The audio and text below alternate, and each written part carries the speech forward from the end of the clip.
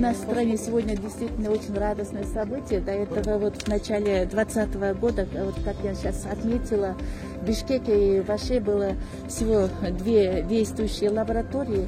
И отсутствие спецтехники, моральный износ, так как автопарк находился в эксплуатации более 20 лет, создавало очень такие большие проблемы, особенно вот в вопросе вот своевременной доставки к лабораториям из отдаленных районов.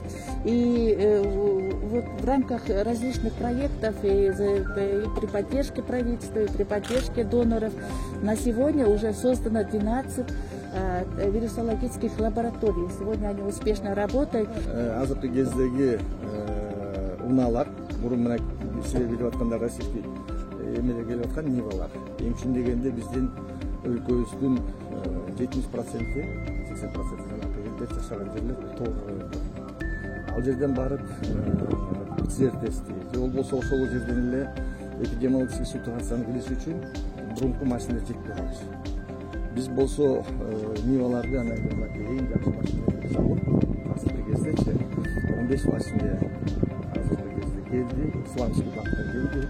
Мурункусунда 33 машина келген, билесиздер. Ошол эле исламский банк бизге 66 скорый помощь берген. Бул деген долбоор боюнча азыркы кезде баардык муктаждыктарды Кыргызстан боюнча муктаждык аймагындагылардын баарына жеткизип беребиз.